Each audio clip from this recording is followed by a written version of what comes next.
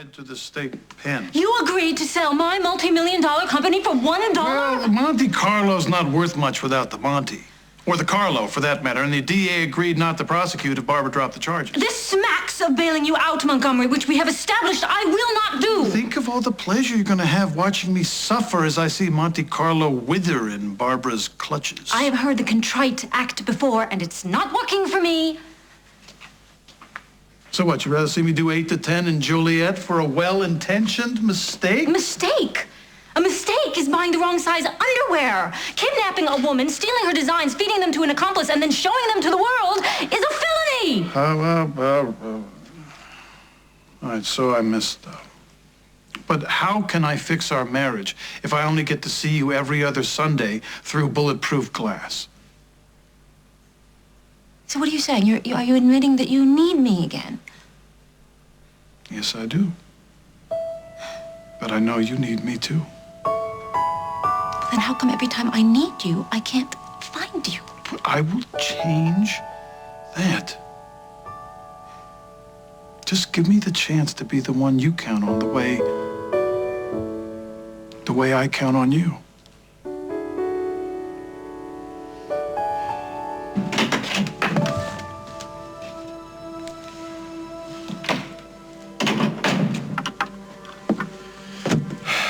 Hey there.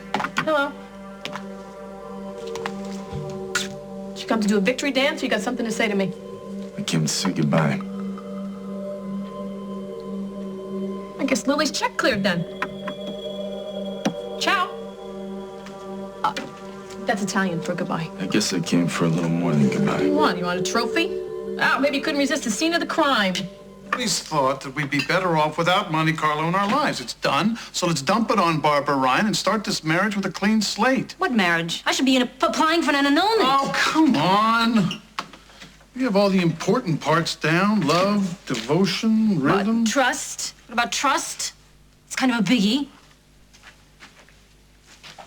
I could say the same thing to you.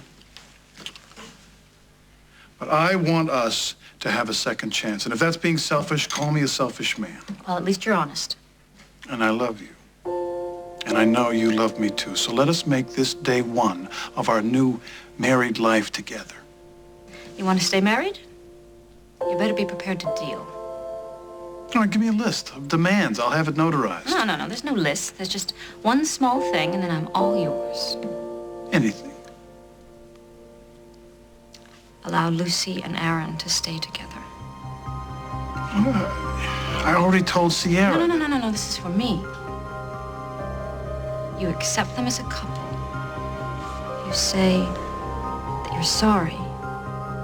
And you promise that we will never argue about them again. Those are my terms. And they are not negotiable.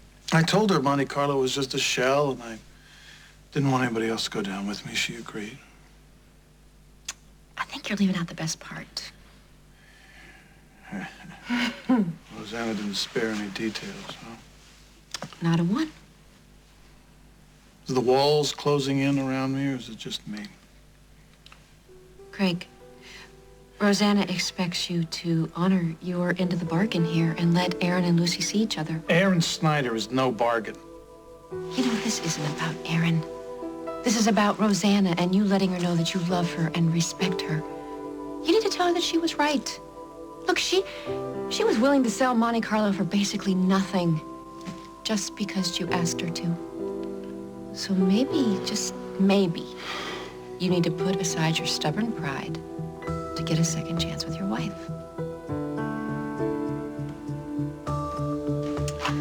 Carly and I had it out last night. I suggested that she leave town, stop hurting all the people who foolishly care about her. Maybe I got through. Hey! Hi, Emma. What a surprise! Rosanna? Charlotte? Hello, Jack. I was wondering if either of you'd heard from Carly. You look so worried. I am. No one's seen or heard from her since she left Hal's last night. Well, her fashion show was a bit traumatic, wasn't it? I mean, maybe she needed some time to herself. Yeah, Rosanna, you were the last one to see her. Any idea where she is? Rosanna, can you just tell me if you've seen her? Well, unfortunately, yes. Where? At the police police station. We had a bit of a dust-up. You were there. And that was the last time? Yes, we argued, and she took off. And you haven't talked to her since? No.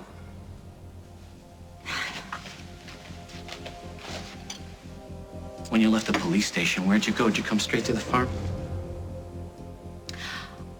My car broke down. I had to sleep in it and walk here. What is your problem? My problem is Carly's not only missing, she's pregnant, and she was hospitalized for preeclampsia. Do you remember that? You know, if you want, I'll pretend to care. Yeah, if you want, I'll pretend to believe you. Will saw you outside of Hal's, looking through the window at Carly and Parker. He told Carly, and then she left. So let's stop with the games. I want the truth. I want to know exactly what happened between you and your sister last night. I went there and I looked in the window and I saw that Parker was there. And I'm not going to yell at Carly in front of Parker. Come on. So I tried to come back home. Okay, so how long were you outside? Well, not very long. I left as soon as Will went back in. Did you see Carly when she came out? No, I did not see Carly come Will out. said that Carly came out the second he told her you were out there. Well, that's tough because I must have been gone by then. What did you plan on saying to her? I didn't plan on saying Well, how did you anything. leave things at the station then, Rosanna? She said something about wanting to vanish, and I said I would be happy to help make that happen. Does that make you happy? No, that sounds like a threat to me. It's not a threat. It's a wish, a dream, a fervent hope. How'd you get that scar? Stop that. It's not a scar. I just got a little scratch. I told you I slept in the car, and I tried to come home. I had to walk through the woods, and I obviously brushed up against some branches. Somebody's fingernail. What? I'm gonna check out the story about your car. Oh, yes, you do that, Jack. You go ahead and check out that story. And then you go home and wait by the phone because Carly is bound to call. And then you can grill her on where she's been. But don't expect the truth, Jack. Because Carly always saves the best lies for you. But you did get caught in the middle of it because of your husband. Well, where was this rousing defense at the police station, Jack? You were noticeably quiet then. Maybe you're the one that's feeling guilty. Now, I just promised Emma that I would plant some of her perennials. So if you have any more questions for me, you just call my lawyer.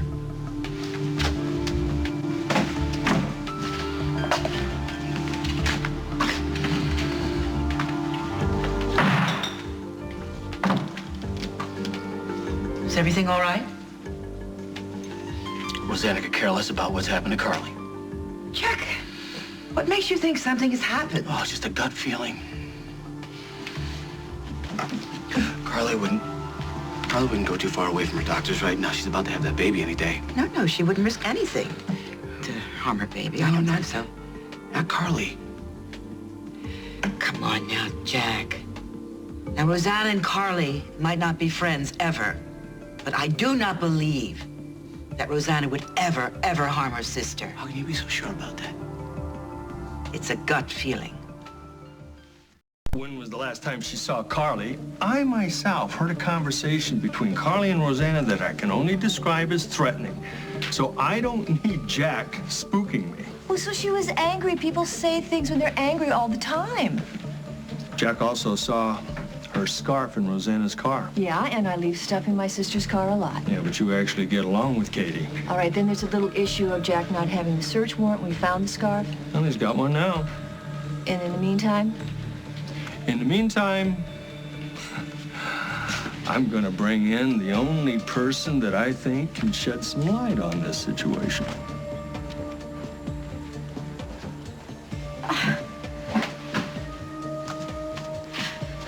Are you aware your fellow officer just climbed into my trunk? We'll be done soon. You cannot manage your own wife, so you are harassing me. It is pointless, it is vicious, and you will not get away with it.